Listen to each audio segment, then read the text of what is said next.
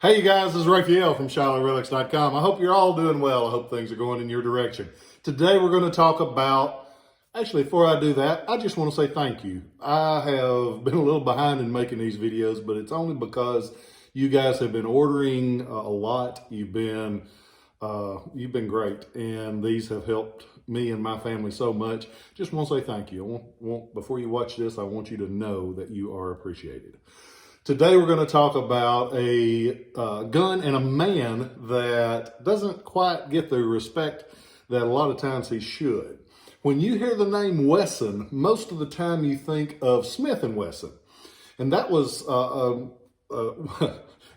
if you know guns, you know Smith & Wesson. And that firm was started by David Wesson. David Wesson had a brother that was a pretty smart cat too.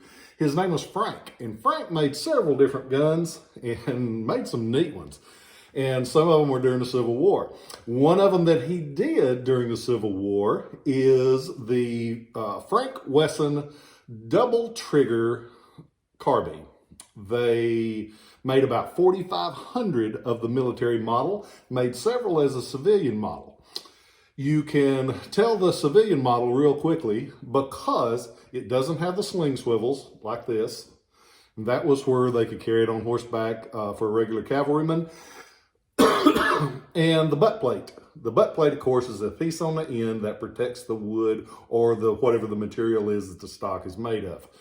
This one has a military style butt plate on it because it's the military version.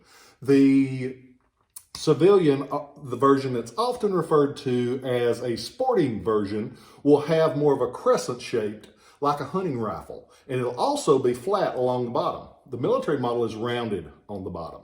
So that's two quick ways to tell. They made these after the war as well.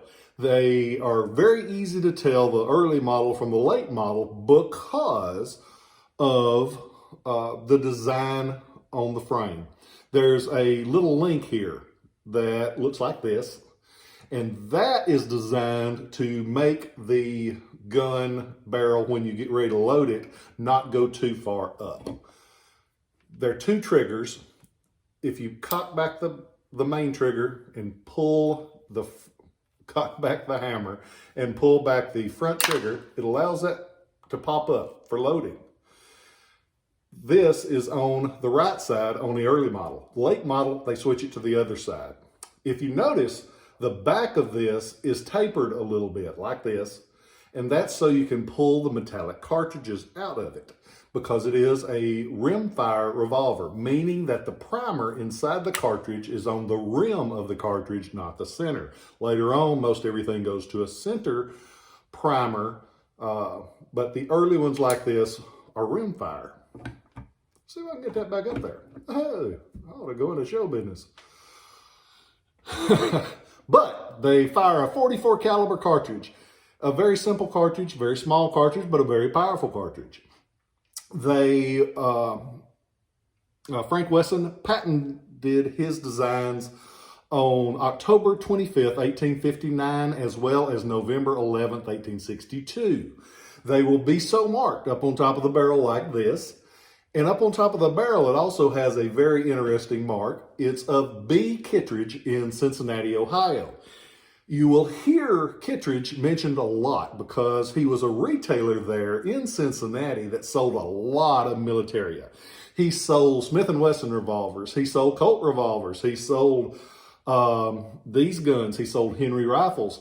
And there's a famous cartridge box that carries 44 caliber cartridges that would have possibly been used with one of these that Kittredge sold that had his name stamped on the outside of it. Here's a picture of one that I had a long time ago. I hadn't got one now because they're tough to find. This gun has some of the original bluing on the barrel. Action works well, got both the triggers, and it's all there. Just a good looking old gun. They made 4,500 of the military model like this. Where did they go? They went to Indiana. They went to Kentucky. It's known that they were sent to Kansas and Missouri. There was one contract that went to Ohio. So you got a lot of those Western regiments that were armed with these. And they're a neat gun. They're a gun you don't see very often because they only made 4,500 of them. When you consider that with the Spencers and the Sharps where they made tens of thousands, it's a lot of difference. The sporting rifles can show up in several different calibers. They show up in these 44 calibers in the civilian.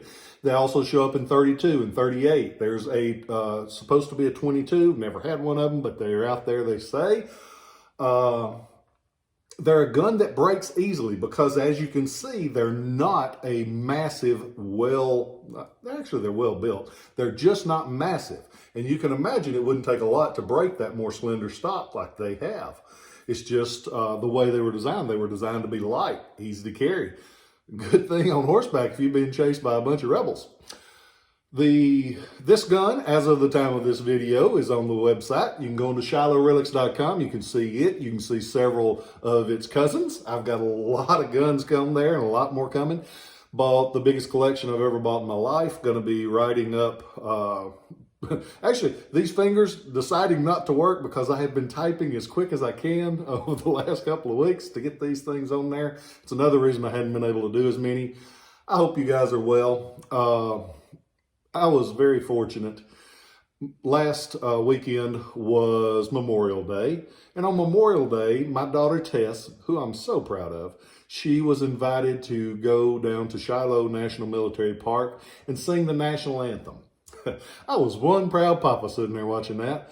And as she was singing it, and they had the speakers and they talked about Memorial Day, honoring those that gave the ultimate sacrifice for our country. And I tell you, it's a moving thing. If you ever get a chance, you ought to go to Shiloh. It's some more of a day to be there. But I digress. I was sitting there and I was watching, and it was packed. There were people everywhere. We were on one side of the stage, and the other side, I noticed this lady, an elderly lady, and she was about to sit down, and she got stuck. You could tell that everything locked on her. And there were two ladies that came, one grabbed her on each side and were helping her up. And I saw this cat, and I meant to get to him before I left. You could tell he didn't know her from Adam, or from Eve, actually. And he runs over and he gives her his chair that he had brought to sit in. And it wasn't because somebody was watching. It wasn't because somebody was telling him that's what he ought to do. He did it because it was the right thing. And it was refreshing to see that, because 3 people jumped up and ran when somebody needed it. They didn't run away. They didn't break out their cell phones to watch her bust her butt on that thing. It was refreshing to see somebody, kindness abounds. It's just, you don't hear about it very often. So if you see somebody that does something that is positive like that, tell them. Say, hey, I saw that and I'm proud of you. Because people don't say that no more. People are afraid to talk to people. Don't be afraid to talk to people. There's some wonderful people out there. Some of them are butt heads, but ain't nothing you can do about them. But if that fella just so happens to be watching this video, I want you to know I saw you do the right thing. And I meant to get over and tell you, because I would have, but I was down there and I was just bragging on my daughter, and it's a wonder the buttons hadn't popped off my shirt as puffed out as my chest was when she was singing. So I hope you guys are well. I hope you're kind to people when you get that chance. Be that light, be that inspiration. I love you guys, and I'll catch you next time.